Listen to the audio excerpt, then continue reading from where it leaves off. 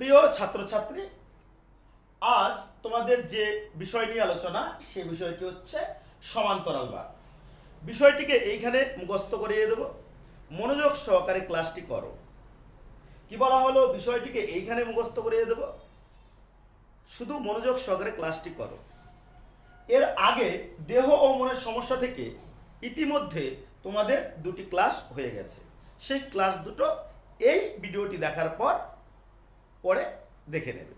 তো যাই হোক, কি বলা হলো? দেহ ও মনের সমস্যা, সমান্তরালবাদ। এই সমান্তরালবাদ কি জানার আগে আমরা জেনে নেব, এই সমান্তরালবাদ জানার আগে আমরা জেনে নেব সমান্তরালবাদের প্রধান প্রবক্তাকে। সমান্তরালবাদের প্রধান প্রবক্তা হলেন স্পিনোজা।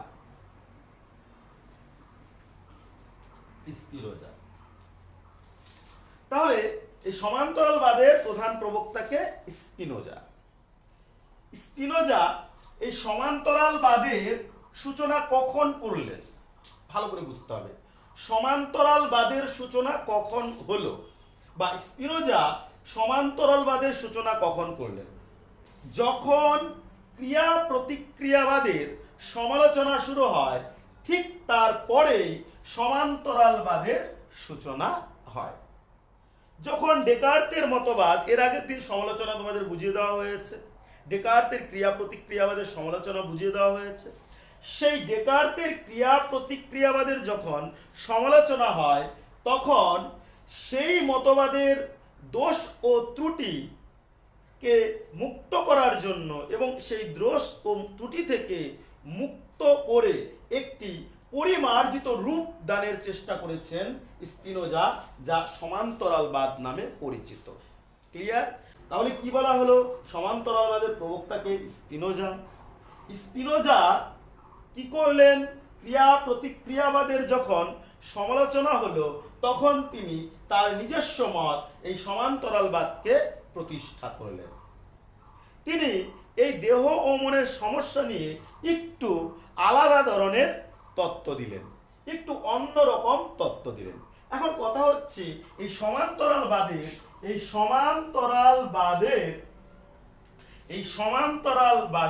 মূল বক্তব্য কি? সমান্তরালবাদে বলা হয়েছে দুটি ঘটনা একই সঙ্গে ঘটে। সমান্তরালবাদে বলা হয়েছে দুটি ঘটনা পাশাপাশি ঘটে। একটি ঘটনা ঘটলে ঠিক তার সঙ্গেই আরেকটি ঘটনা ঘটে, তবে ওই দুটি ঘটনার মধ্যে কোনো পারস্পরিক সম্পর্ক নেই। অর্থাৎ দৈহিক অবস্থা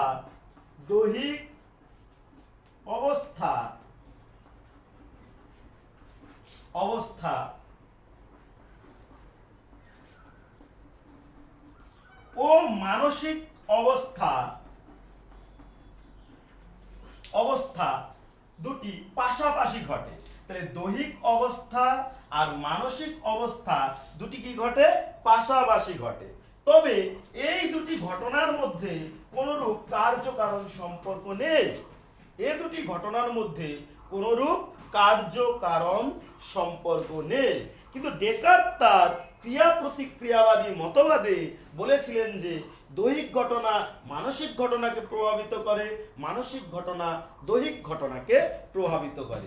কিন্তু স্পিনোজা বলেছেন দৈহিক অবস্থা ও মানসিক অবস্থা দুটি পাশাপাশি ঘটলেও, দৈহিক অবস্থা ও মানসিক অবস্থা দুটি পাশাপাশি ঘটলেও কখনোই একে অপরের কারণ নয়, বা এদের মধ্যে কোনরূপ কার্যকারণ সম্পর্ক নেই। বিষয়টিকে বোঝা গেল? এখন এই যে সমান্তরালবাদ রয়েছে, সেই সমান্তরালবাদ মূলত অদ্বৈতবাদ নামে পরিচিত।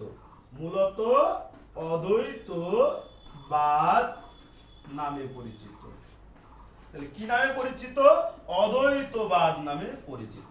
তাহলে স্পিনোজার যে সমান্তরালবাদ রয়েছে সেটি মূলত কি? অদ্বৈতবাদ নামে পরিচিত। এই প্রসঙ্গে আমাদের একটু মাথায় রাখতে হবে যে স্পিনোজা, খুব ইম্পর্টেন্ট কোশ্চেন হয়, খুবই গুরুত্বপূর্ণ প্রশ্ন হয়। দেখো, তাহলে কি বলছিলাম, এ প্রসঙ্গে আমাদের মাথায় রাখতে হবে যে এখান থেকে কিন্তু গুরুত্বপূর্ণ প্রশ্ন হয় যে এই যে দেহ ও মন, দেহ ও মন, দেহ ও মন অর্থাৎ দৈহিক অবস্থা এবং মানসিক অবস্থা, এরা হচ্ছে কি গুণ, এটা হচ্ছে গুণ। স্পিনোজার মতে বা সমান্তরালবাদ অনুসারে দেহ একটি গুণ এবং মন হচ্ছে গুণ। এই দুটি গুণ কার গুণ? ঈশ্বরের গুণ, ঈশ্বরের গুণ। ক্লিয়ার? তাহলে দেহ ও মন, দেহ ও মন কার গুণ? ঈশ্বরের গুণ। এরা কিন্তু একে অপরের দ্রব্য নয়, এরা কিন্তু দৈহিক ঘটনা বা দেহ এবং মানসিক ঘটনা বা মন আলাদা আলাদা কোনো দ্রব্য নয়, এরা একই ঈশ্বরের বা প্রকৃতির দুটি গুণ। স্পিনোজা একথাও বলেছেন ঈশ্বরের বা প্রকৃতির অনন্ত গুণ রয়েছে, তার মধ্যে আমরা জানতে পারি দুটি গুণকে, একটা হচ্ছে দেহ আর একটা হচ্ছে মন বা চিন্তন। তাহলে এই যে দেহ ও মন পরস্পর কি করে? সমান্তরাল ভাবে চলে, একে অপরের উপর কেউ নির্ভর করে না বা একে অপরে কখনোই প্রভাবিত করে না। ক্লিয়ার?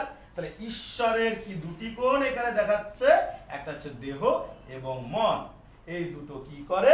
পাশাপাশি চলে। ক্লিয়ার হলো বিষয়টি? এখন আমরা যদি একটু ভালো করে বুঝতে যাই, অধ্যাপক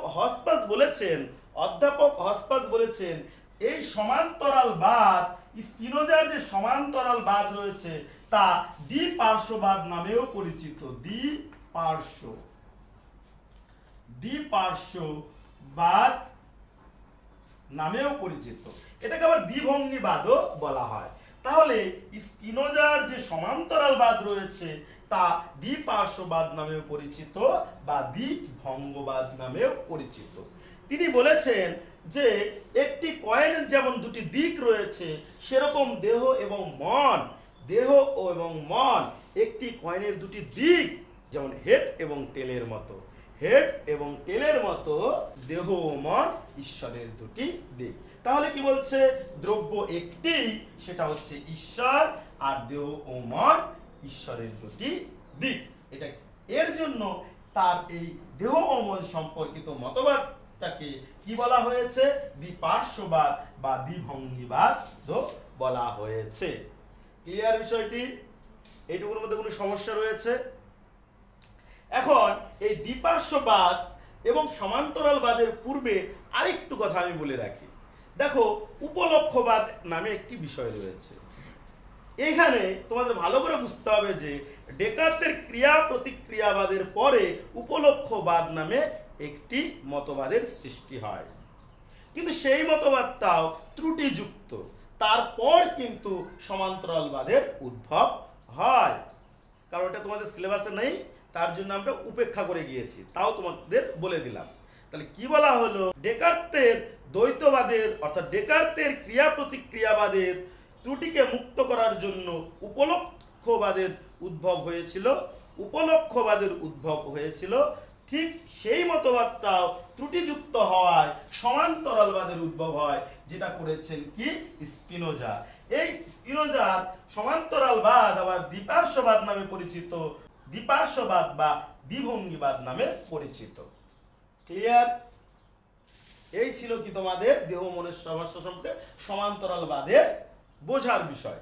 এখন আমরা এই জায়গা থেকে কিছু ইম্পর্টেন্ট বা গুরুত্বপূর্ণ লাইন দেব, যেগুলো তোমাদের মনোযোগ সহকারে শুনতে হবে এবং মগজস্থ রাখতে হবে।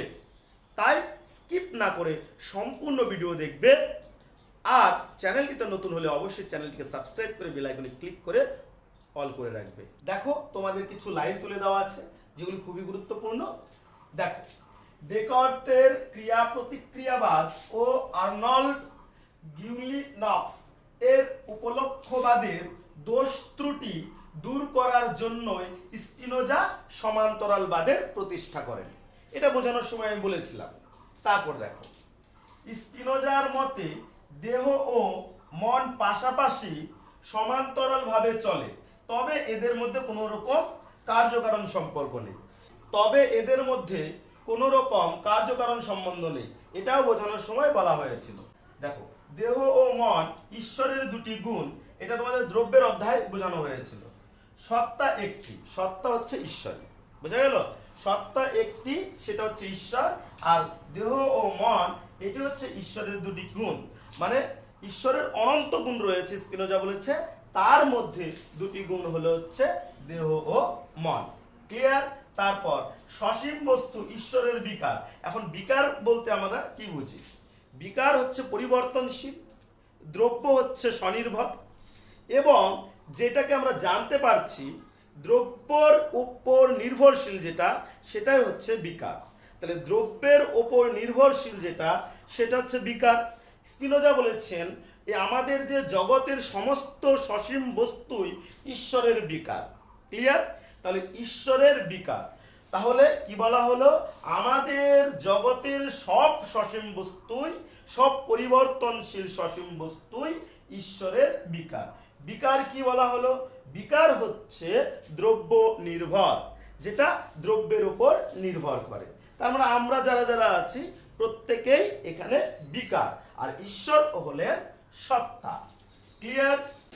তারপর স্পিনোজার সমান্তরালবাদ দ্বিপার্শ্ববাদ নামে পরিচিত উপলক্ষবাদ অনুসারে দেহ ও মনের সংযোগ ঈশ্বরের দ্বারা ঘটে, এই মতবাদের সমর্থক হলেন আর্নল্ড গিউলিনক্স এবং নিকোলাস ম্যালব্রান্স।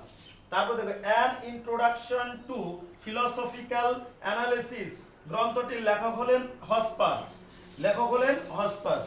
তারপর হচ্ছে স্পিনোজার মতবাদ আধুনিক স্নায়ুবিজ্ঞানকেও প্রভাবিত করে। তাহলে কি বলা হলো?